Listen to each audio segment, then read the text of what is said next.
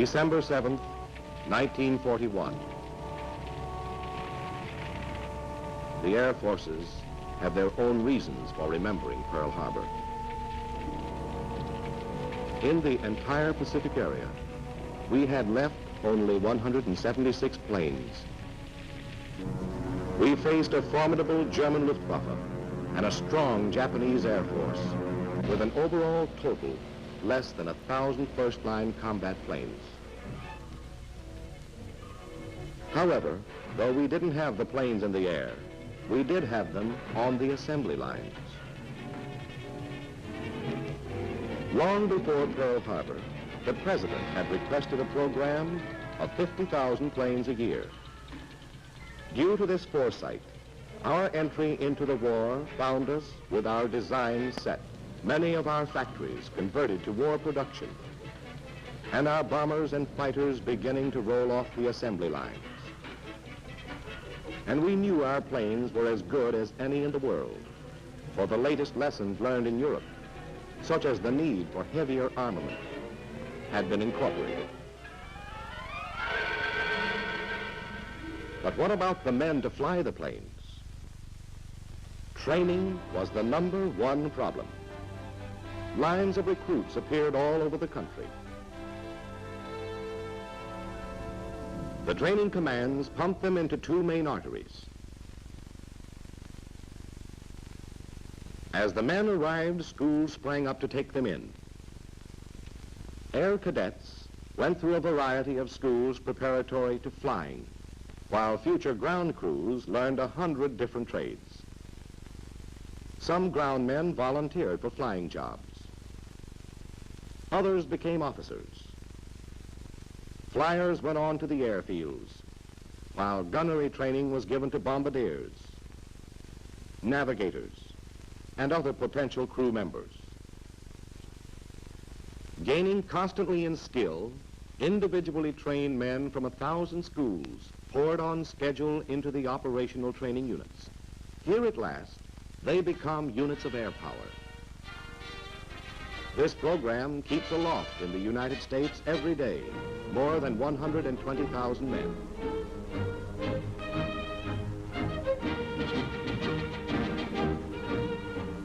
Women, too, are trained to do their share.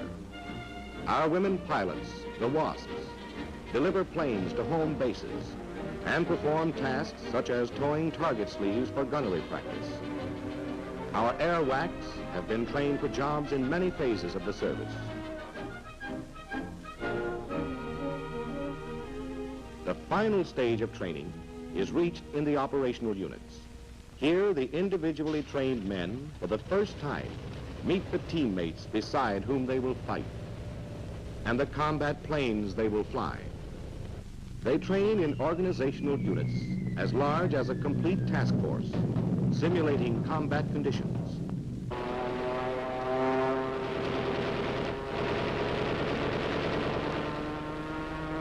At the Florida Tactical Center, officers back from duty overseas bring new problems, new frontline techniques to be worked out and taught. Some of the refinements of skip bombing were developed here. With a modified gun sight at low altitude, the pilot shoots his bombs into the target and takes evasive action. In a few weeks, this dummy target will be an enemy tank.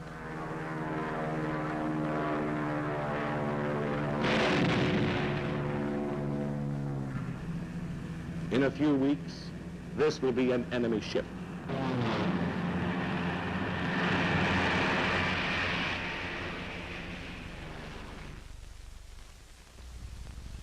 When ready for combat, the individual bomber team is already part of a larger team called a squadron.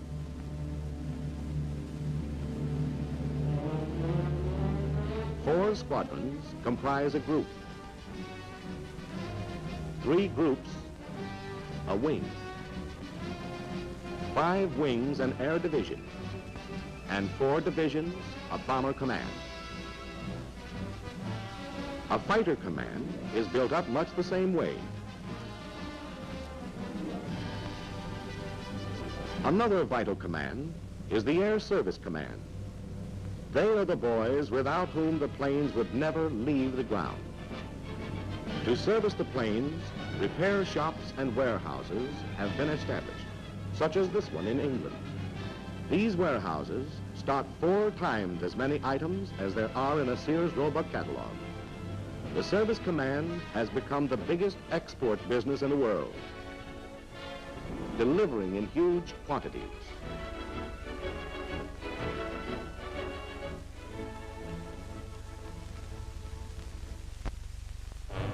This damaged fortress, Stella, is typical of the planes that come back from a mission badly in need of the Air Service Command.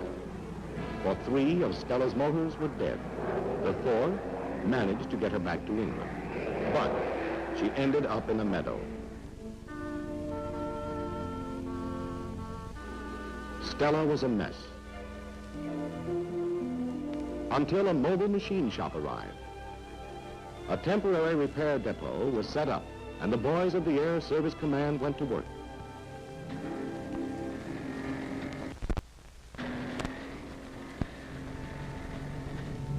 After a few days, it began to look as though Stella might use a runway again, so bulldozers were moved in. A few new parts, a few more days, and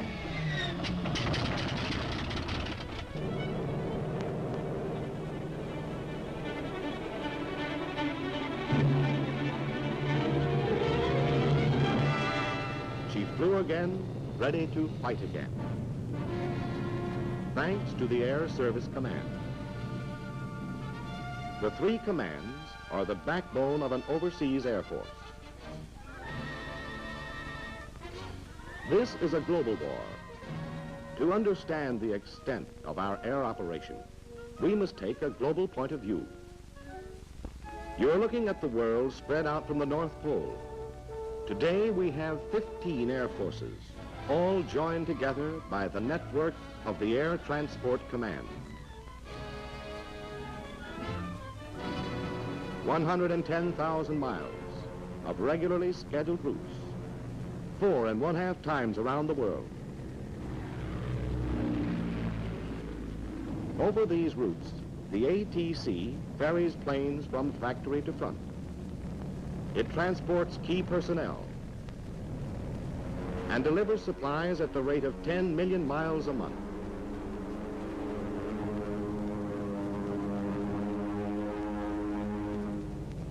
It will take anywhere, anything that can possibly fit into a plane. Once it delivered to Alaska, a complete hospital in 36 hours. It flew a shipment of grenades from the United States to Guadalcanal in 4 days, when our men needed them desperately.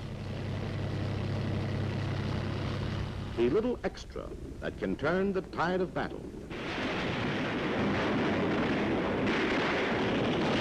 This is the daily mission of the Air Transport Command.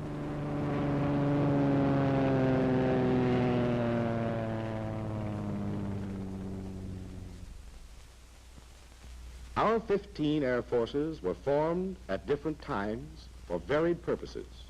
The first 4 were the backbone of our development. The 1st and 4th defended our coasts. The 2nd and 3rd were training forces. 11 are in action overseas. 14 bombers were the nucleus of our 1st Combat Air Force. They had escaped the Japanese drive on the Philippines.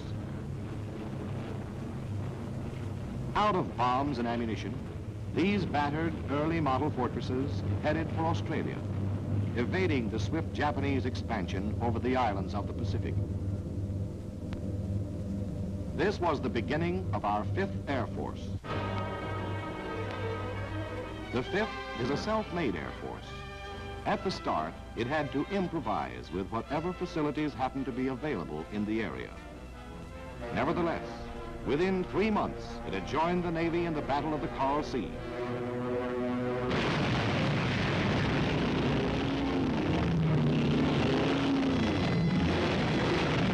Helping to sink 19 enemy vessels.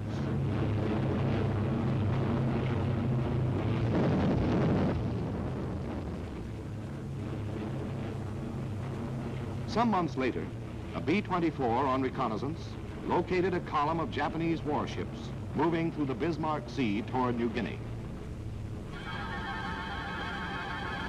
This was the 5th's big chance. Every available plane was sent into action.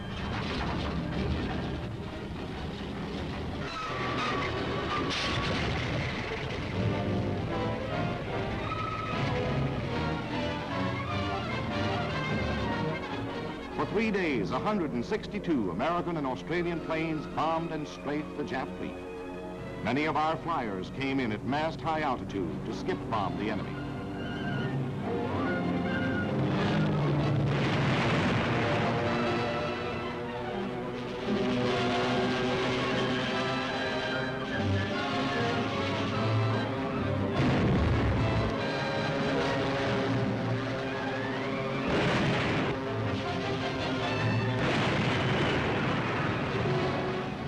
At a cost of only 6 of our planes and 13 of our men, the convoy was smashed and an entire division of Jap troops wiped out.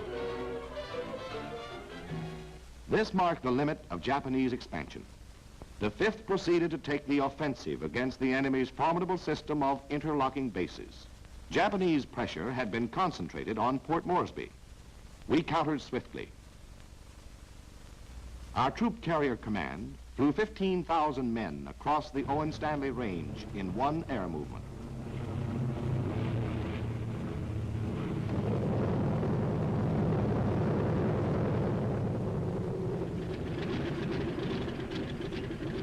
Then kept them supplied with more than 2 million pounds of food and equipment a week. Guns were moved in, and the wounded evacuated on the return trips.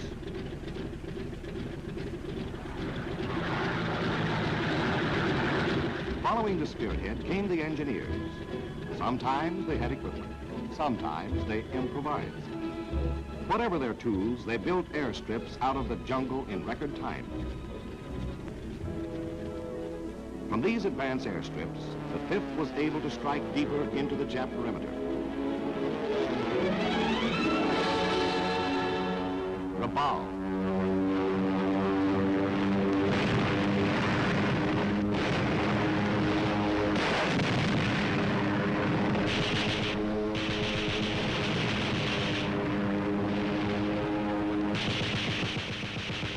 Whack.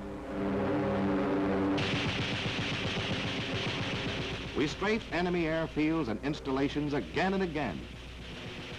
When the Japs tried to hide their planes in the jungle, fragmentation bombs suspended from parachutes blanketed the area.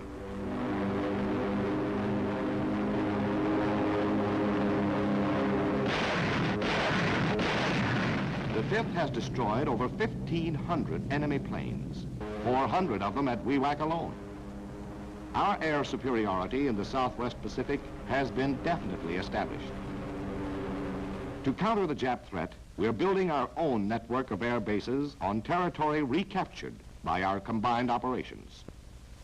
In this task, the 5th has been reinforced by the 13th Air Force, which was organized a year after Pearl Harbor. Together, these two air forces are driving forward on one of the several roads to Tokyo. The 13th was activated with units from the 7th Air Force. Today on Hickam Field, the devastation of Pearl Harbor has been repaired, and a new and better Air Force is making history. Just a year after Pearl Harbor at midnight, the bombers of the 7th flew out of Hickam on the longest massed offensive flight ever made. With Midway as the only stopping point, they flew 5,000 miles to bomb Wake Island in a surprise attack. To the south, the 7th established its bases on the Ellice Islands. From here, it battered Jap defense installations on the Gilberts, paving the way for the successful assault of our amphibious forces. From advanced bases on the Gilberts, the 7th put into combat a new weapon. In addition to its deadly 50 caliber machine guns, this B-25G was equipped with a 75mm cannon.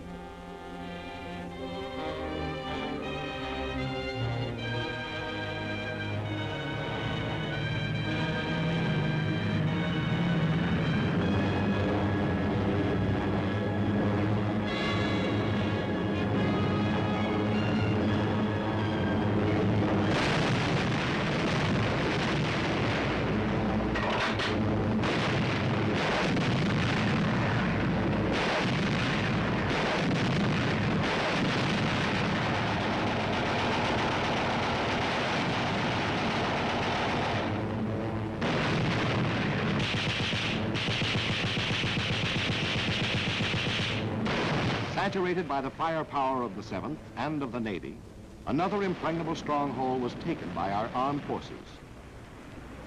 The 7th is opening up another approach to Tokyo. While the 7th was being built, the Japanese threatened in the north. In a surprise assault, they seized and fortified Kiska. We rushed planes to the 11th Air Force in the Aleutians. Finally, the Japs were squeezed out. From here, we have bombed Paramushiro, Japan's northernmost naval base. The 11th represents a third road to Tokyo.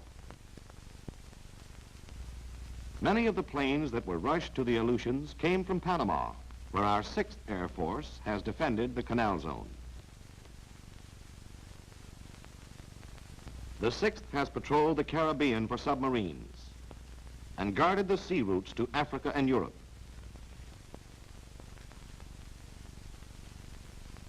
Based in England is our 8th Air Force, within striking distance of German production centers. Germany's highly developed industries are the mainstay of her war effort.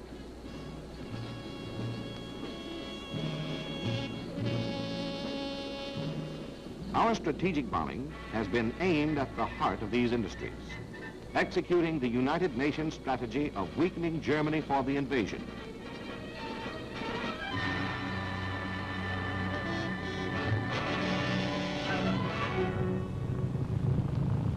Precision bombing by daylight has been the American contribution.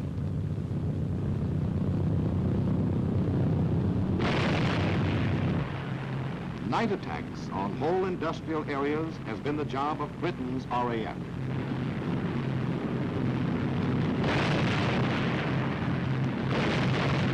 This double blow has raised havoc with German war production. German defenses have had no rest under the 24-hour offensive.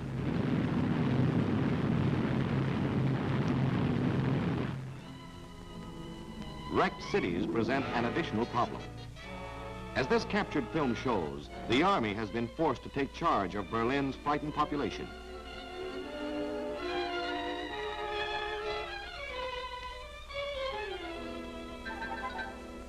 Manpower and resources have been diverted to necessary repairs. In 1943, a series of outstanding attacks marked the development of strategic bombing. Submarine yards, marshalling yards, synthetic rubber, shipyards, ball bearings, and then aircraft plants, Regensburg, Marienburg, Kassel.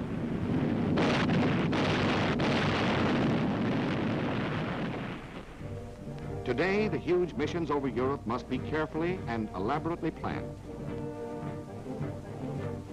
Our flyers can expect any trip to develop into a major air battle. At a dozen scattered airfields, the bombers are assembled and moved to the starting lines.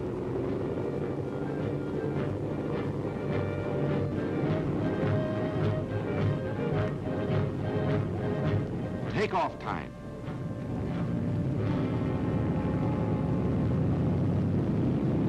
And the imposing forts and liberators thunder into the gray English dawn.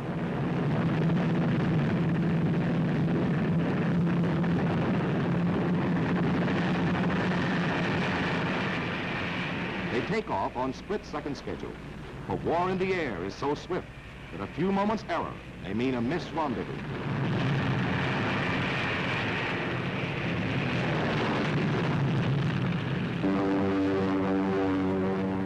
At the fighter fields, thunderbolts are ready.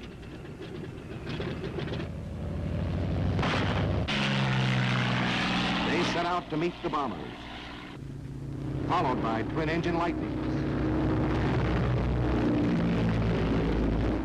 The two groups make rendezvous over the English Channel, and with the fighters patrolling the skies around the bomber formation, the Air Armada moves into enemy territory.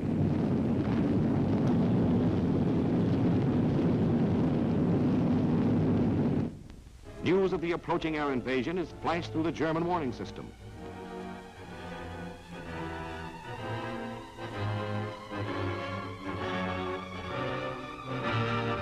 Coastal anti-aircraft batteries fill the skies with high explosives.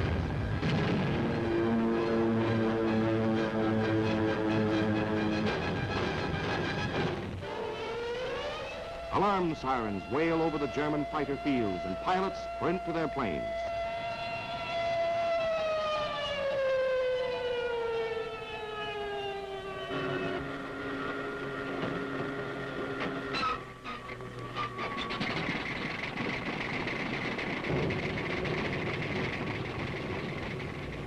In a few minutes, deadly Focke-Wulfs and Me-109s are on their way to challenge our men and planes.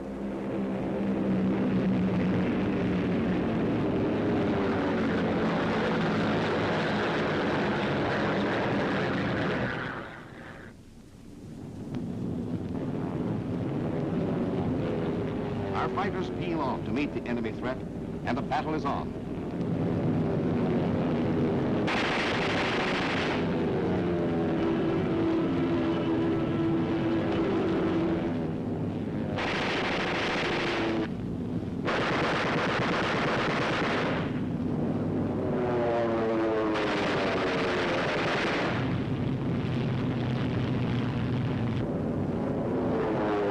Some of the enemy interceptors are blasted out of the battle zone. Despite opposition, the bombers push on deeper into enemy territory, their progress mapped by vapor trails. In formation, the bombers can lay down a deadly pattern of protective fire.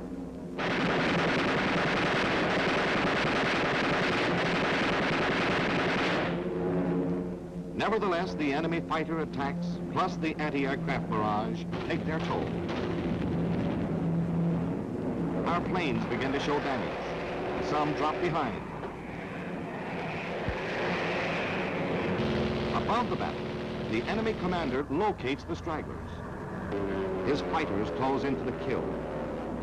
This is called the big lead. Look at the battle from the German angle, through German cameras, and see why.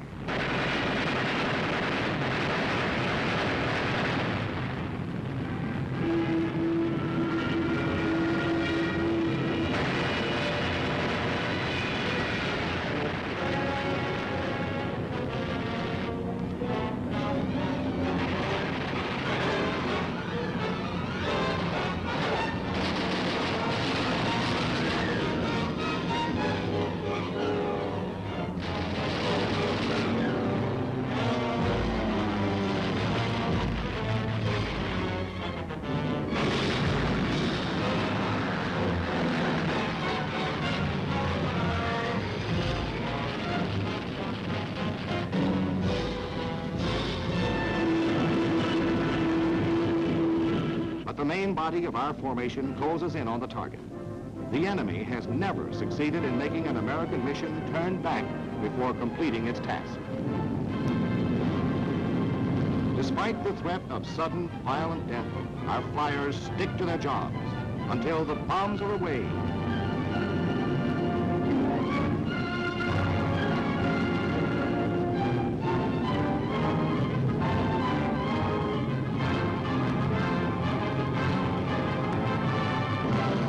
Until the target is destroyed.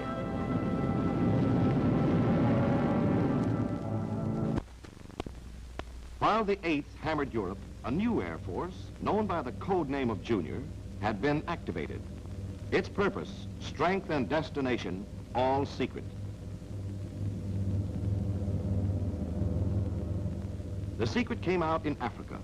Junior was the 12th, an Air Force created to take part in the African invasion. Most of its operations were tactical. A tactical Air Force operates in the battle zone, smashing the enemy wherever he is vulnerable. It works with the ground troops, employing low-flying medium bombers and hard-hitting fighter planes. It fights to establish air superiority. In Tunisia, in 2 days, the 12th wrecked 112 Nazi planes in the air and on the ground. The desperate Nazis tried to fly in reinforcements to stem the advance of our ground troops. The 12th spotted the transports.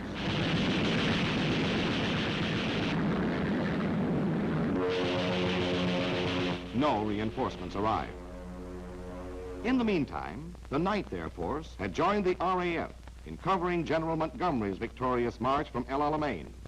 At the close of this campaign, the 9th joined Junior, and they worked together in the invasion of Sicily and Italy.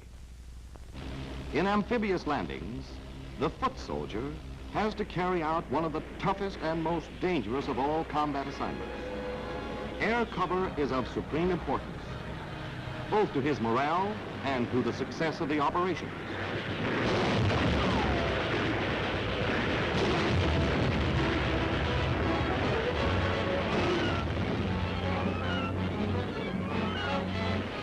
When a beachhead is established, the enemy's full strength must be held off until our troops have a chance to dig in, land heavy equipment, and supporting units.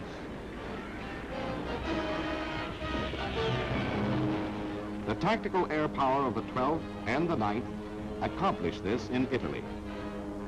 Our planes riddled the enemy's communications.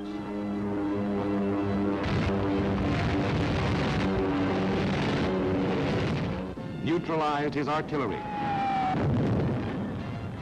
shot up his troop train, and stopped his tanks. Because of recent developments, the 12th has moved its headquarters to Italy. The 9th is in England for current operations. And our newest Air Force, the 15th, has moved into Africa. With this distribution of air forces, tactical coverage can be provided for any presently contemplated land operation. From its bases in Africa and Italy, the 15th can carry out strategic bombing over the whole of southern Europe, while from England, the 8th can plaster northern Europe. Together, they cover Hitler's entire fortress. There is no corner of his stronghold that cannot be reached by the crippling blows of strategic bombing. Our remaining 2 air forces have operated on the other side of the world, in India and China. Japan's unwarranted campaign of aggression began 13 years ago. A powerful Jap Air Force had undisputed control of the Chinese skies. These were happy days for the Jap flyer.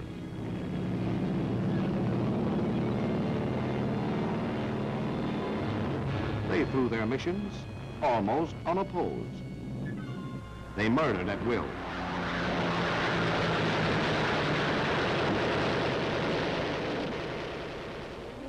But in 1941, while America was still at peace, some visitors arrived in China. These were the Flying Tigers, under the command of a master tactician, Claire L. Chennault. Unaware of their presence, a Jap bombing mission headed for its target. The Chinese warning system flashed the news across the hills to the Tigers.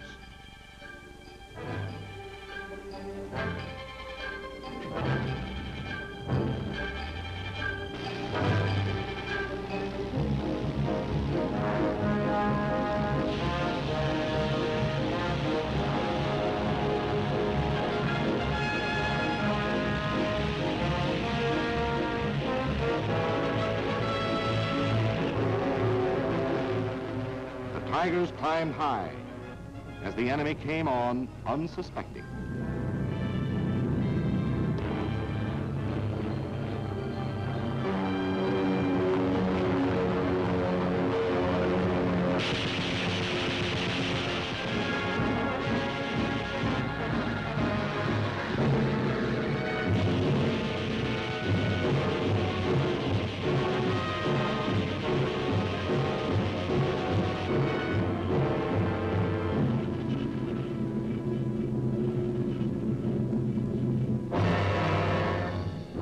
One gone, and a flying tiger circles around his victim to make sure of the kill. The score that day was 6-0. From then on, the Flying Tiger's combat record never dropped below 5-1. The Flying Tigers were supplied over the old Burma Road. Following Pearl Harbor, Japan took Burma and cut this supply line. The Tigers became members of General Chennault's 14th Army Air Force. But because of this same problem of supply, the 14th is still numerically small. Supplies for the 14th start the journey from the United States by ship. After a voyage that takes 2 months, the vital cargo is unloaded at Calcutta. The bulk of it must be pushed to the river docks, laboriously loaded onto barges, and shipped upriver to Assam. Length of the trip, 40 days. The other route to Assam is by rail on a primitive railroad. Shortly after the trip begins, the rail becomes narrow gauge. The agonizingly slow process of unloading and reloading starts again. Frequent accidents and irregular schedules further slow up supplies. At the end of the arduous rail trip, most of the heavy equipment is loaded on trucks for a 4-day journey on rough, dusty roads. And so by ship, train, river barge, and truck, the supplies for the 14th are painfully assembled in Assam, headquarters of our 10th Air Force. The 10th is one of our oldest air forces, created in haste when the Japs threatened India. Today it defends the western terminus of the only route left into China, the hop from Assam across the mountains to Kunming.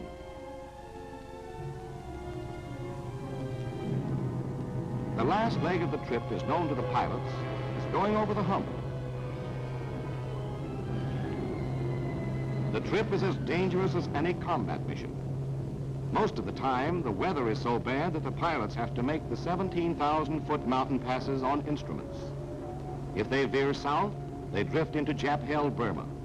North, into 22,000-foot peaks. The crews of the Liberators must ferry in their own bombs, gasoline, and everything else.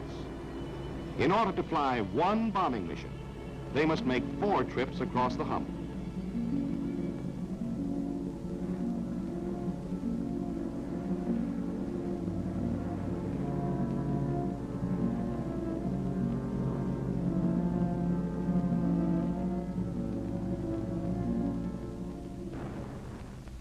Finally, the bombs, the gas, the tires, the food, the cigarettes, the 1,000 things our flyers must have, arrive at Kunming.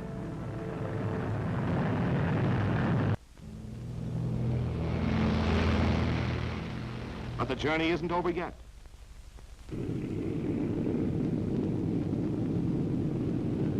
There's one more leg into enemy territory.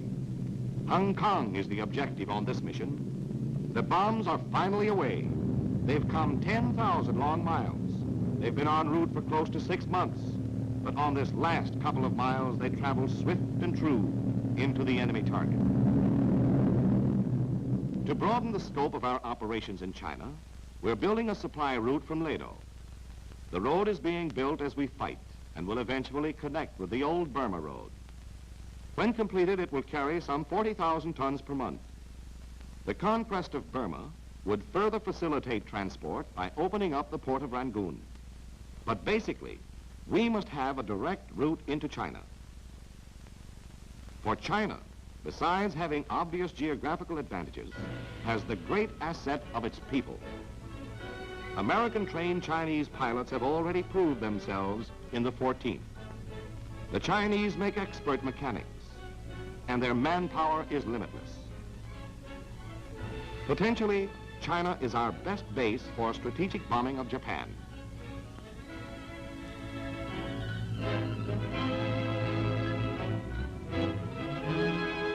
We've struck at the enemy's defenses from every side. We've had some success. But Japan is still far away.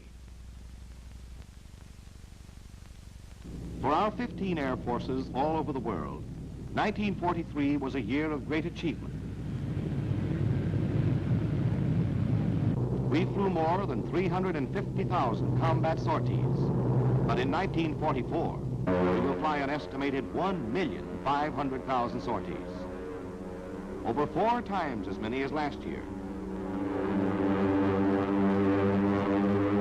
In 1943, we dropped nearly 200,000 tons of bombs on the enemy. In 1944, we will drop an estimated 700,000 tons, 3.5 times as many. In 1944, our strength in every category of air power will decisively outclass the enemy. As our military power grows, Germany and Japan are placing increasing reliance on non-military factors to avert their defeat. They realize the vital importance of our production during the tough year ahead.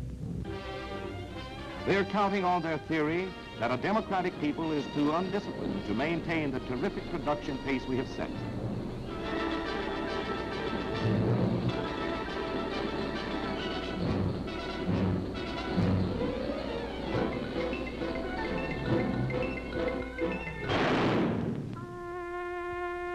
They think they can make the cost of victory so horrible that we will weary of the horror. We in the Air Force know the price of victory. Every battle takes its toll of our planes and men.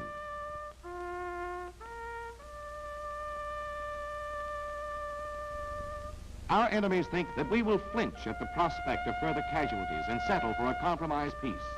A compromise peace is the secret weapon of the enemy. Our answer is this. In the skies above these flyers who died, there will be no compromise. In enemy skies all over the world, there will be no peace. Our bombers and fighters will rise in ever-increasing numbers. The roar of our motors, the pounding of our guns, the whine of our bombs. These sounds will never cease until our enemies below are destroyed.